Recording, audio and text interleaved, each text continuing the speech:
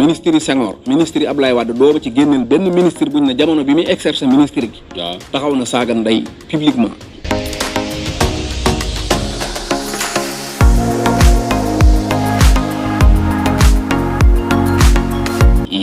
Yankhoba Diattara nekk na ministre taxaw saaga opposition ab opposant tudd ko ay awraam di ko saaga publiquement te booba ministre la te bi mu paree Macky daf ko promouvoir yokkalaat ko ministère am kon beneen saaga kat a ngoog.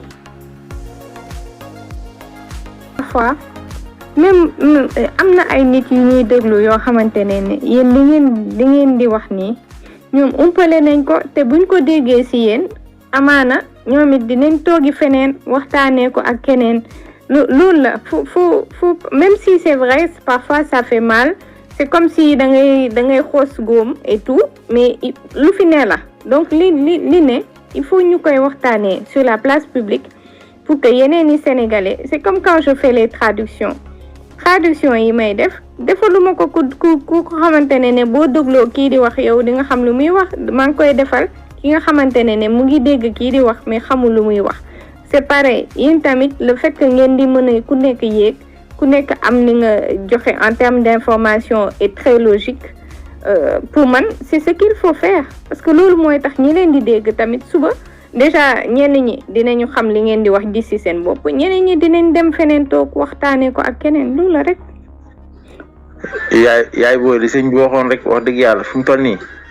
sëñ bi nee na Sénégal xéewal ñooñ tiim xam nga xéewal mooñ tiim bu ñu yëkkamtikool xam lu yëkkamtikool maanaam boo sampee di sànq yéeg tuuti rek bu ñu yëkkamtikool tuuti rek jot si mais ñun duñ soxla suñu biir. mooy li tubaab di wax les plus forts toujours mangent les plus faibles. buñ dem moom fu mu toll nii en fait foofu tamit bëggoon naa ñu ñëw foofu parce que c'est bien beau qu'on parle de suñu ay ressources suñu li possibilités ñuy am yi mais il faut aussi qu'on parle du comportement même des Sénégalais xaaral ma jël poète bu président Sonko après ma ñëw ñu waxtaan ci loolu parce que je crois que aussi c'est bien de parler de li ñuy am li ñu yàlla jox et tout mais faut que ñu wax aussi est-ce que les Sénégalais parce que man tamit j'arrive pas à comprendre aussi poète bu Sonko est-ce que mën nga taal sa micro s'il te plaît. apporter aussi suñu contribution comme tout le monde.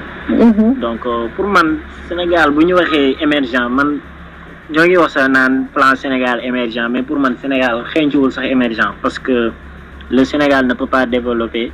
wala ne peut pas être émergent avec des adultes immergés pour man ñu fi nekk ñi ñoom déjà ñoom émergent wuñu dañu nekk ñoo xamante ni dañoo immergé c'est-à-dire amuñu l'esprit d'émerger ba pare ñu bëgg ñoom ñu wax que ni Sénégal mën na émerger wu loolu c'est impossible déjà ñu immerger ñoo ñu jiite kon ñooñu plan Sénégal émergent boobu ñuy woote c'est impossible mënul nekk. ok maanaam daal c'est yow pour yow émergence ci esprit lay commencer d'abord. exactement ci esprit ci comportement notre façon de faire jikko yi boo xoolee ñu jiite déjà seen jikko yi ñun doyuñu parce que dañuy di utiliser loo xamante ni des valeurs fondamentales yoo xamante ni ñun xam nañ que ni carrément lii ñuy incarner ñoom loolu wonewuñu ko donc yooyu yëpp ci esprit d'abord la commencer comme ni nga ko waxee bu ñu jógee foofu aussi deuxième point li ma bëgg a wax foofu mooy que ni ñun mënuñoo émerger wu tant que ñoo ngi bokk ci charte impérialisme bi. parce que xaw ma ndax yeneen koy fàttali am na charte impérialisme boo xamante ni ci moom la ñu tënku ba léegi mooy les 11 points te 11 points yooyu fekk ñoo ngi ci biir ba léegi nii ñoo ngi ci loolu ñu ñoo fexe ba émerger wu parce que la France président Ousmane Sonko suñu président da koy faral di wax la France a mis son genou sur notre cou il faut que mu dindi genou boobu mu teg suñu ndodd pour ñu mën a émerger wu parce que boo xoolee France tey bu basé wul woon ci Afrique day nekk 26e puissance mondiale parce que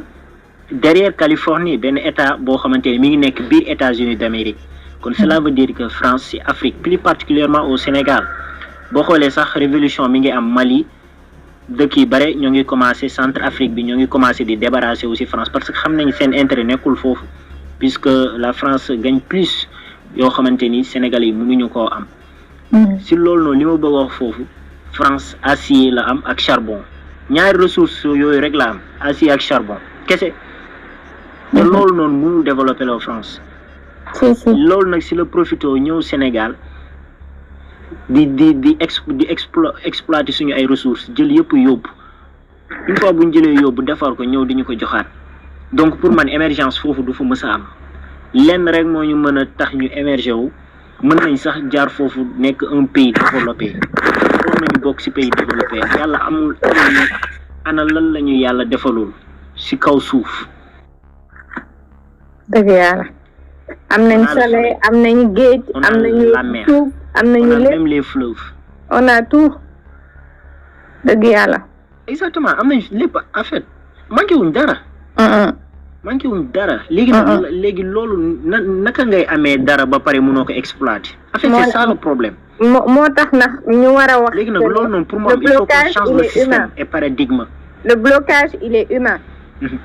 le blocage il est tout simplement humain. C'est-à-dire on doit le waajo doon wax les personnes qu'il faut à la place qu'il faut. On a juste parlé malheureusement Sénégal ba léegi dajagul. Absolument. ci ñi nga xamante ne tey jii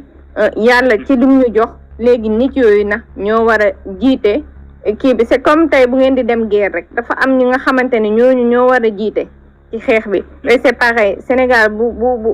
ngeen di xeexi tey ngeen am façon arme bu nekk ci monde bi laa la wax te amu leen ñi mën a manipuler arme yooyu noonu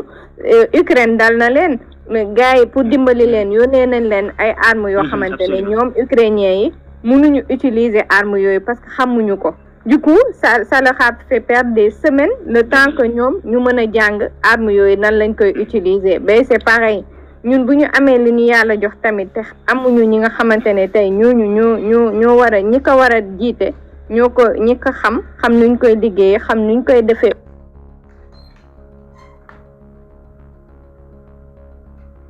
au profit des Sénégalais ou non au profit de leur personne, donc duñ ci génn. C'est ça quoi. Absolument machallah vraiment merci beaucoup ci relance bi am na solo trop foofu sax damay ñëw dugg fi nga wax maanaam daal amoon nañ ko vous voyez ñoom Cheikh Anta Diop mais on les a sacrifiés ñoom Mamadou Dia ñooñu amoon nañ leen mais joxuñu leen woon opportunité bi peut-être peuple bi nelawoon na foofu. foofu tamit même problème bi lay am rek baal ma poète mais foofu même problème bi la ñuy amaat mooy encore une fois au Sénégal le problème de la masse. c'est-à-dire même bu ñu amoon Cheikh Anta Diop même bu ñu amoon Mamadou Dia même bu ñu amoon keneen ak keneen te ñooñu ñu doon def une révolution individuelle du mën a réussir parce que Sénégal problème boobu la ñu am toujours ki nga xamante ne yow ki ngay wax ne mooy président Ousmane Sonko. bañ na ko ba même si ay discours am dafay wax ne Sénégalais moom dala naan ñu ngi fi ñi ñaar bu xeex ba jotee doo gis kenn parce que loolu xaw ma si culturel xaw ma ñun suñu gëm yàlla bi ñuy wax dafa des man xaw ma lan mooy problème bi ba nga xamante ne ñun depuis Sénégal di Sénégal saa bu ñu amee ñi nga xamante ne ñooñu ñoo war a mener révolution wala ñooñu ñoo war a jiite ñooñu war a won yoon bi toujours am ñu leen di faagaagal mais am ñoo xamante ne du ñu nekk à la hauteur de son combat et du coup lépp maabaat daanu. et j'espère que cette fois-ci Sénégalais yi dinañ jàng si loolu noonu ñu bañ a yem rek si wax. maa ngi def nature maa ngi mer sax réseau bi sax parfois day daw. gis naa loolu kay ma ne ko ci maa ngi mer sax maa ngi def yu nature yi di mer. maa ngi mer waaw macha allah c'est ça donc l'essentiel mooy que ni il faut que ñu décoloniser comme ni ko Tidiane Kane waxee il faut que ñu décoloniser les esprits. Il faut que ñu décoloniser les esprits pour ñu xam exactement fa la ñuy mën a teg suñu tànk. te man li ma jàpp mooy notre seul et unique espoir pour l'instant buñ ko rëccee daañu toogaat plus de 60 ans pour ñu amaat ku mel ni moom. waaw muy président Sonko. donc ñun ñoo war a mobiliser ñun peuple bi.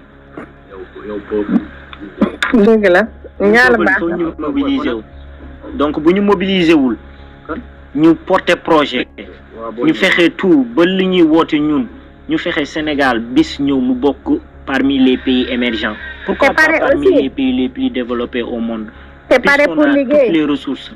nañ ci boole pare pour liggéey aussi hein. faut pas non plus sénégalais yi nekk fii nii di wax diw boobu ñëw après ne aca